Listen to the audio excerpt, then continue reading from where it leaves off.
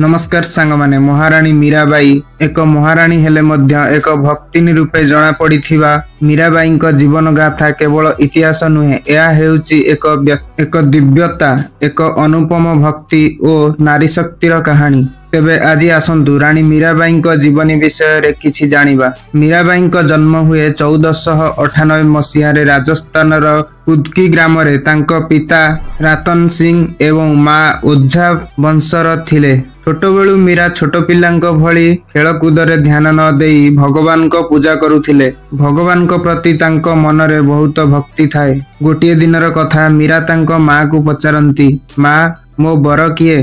तेबे माँ कहती, तुम बर श्रीकृष्ण। यही एक कथारे मीरांकर समग्र जीवनर दिग्दर्शन हैला। यह थिला तांको पिला बेलर कहानी। किंतु मीरा बड़ हेबा परे तांकर इच्छा नथिबा सत्वे मीरांको विवाह हुए मेवाड़ राज्यर राजपूत राजा भोजराजंक सहित।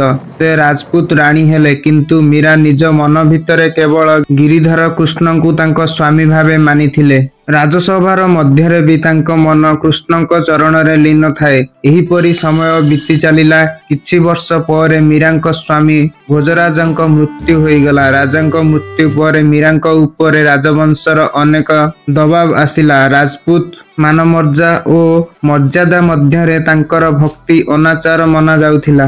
गोटे दिनर कथा, तांको निज लोक विष देई मारी देबा पाई मध्य चक्रांत करिथिले, किंतु सेही विष तांको पाई अमृत हैला। घोर परीक्षा मध्यरे तांको मन शांत और भक्ति रे लीन रहिला। एही घटना पर मीरा राजसभा छाड़ी देई त्रिनाथ जी मंदिर वृंदावन द्वारका यात्रा करंती। से अन्न वस्त्र शोभा त्याग करी धड़ा लुगा पिंधि हातरे वीणा धरी श्रीकृष्ण स्मरण करुथिले। तांको भजन रे थिला जीवनर आध्यात्मिक दार्शनिकता, जेउठी दुख थिला किंतु अनुग्रह व्यापी रहिथिला। मीरांको भजन आज मध्य एमिति लागे जेपरी मन एवं आत्मा शांति होईगला भली। तांको लेखा हेउची स्त्री शक्ति और भक्तिर अभिव्यक्ति एवं एक श्रेष्ठ वार्ता। भक्ति एक स्वतंत्र अधिकार। तांको शेष दिन द्वारकारे कटिथिला। एक दिन श्रीकृष्णक मूर्ति सामने गीत गाउथिबा बेले एक आलोकर आवाहन घटिला एवं से श्री विग्रह मध्यरे लीन होई गले।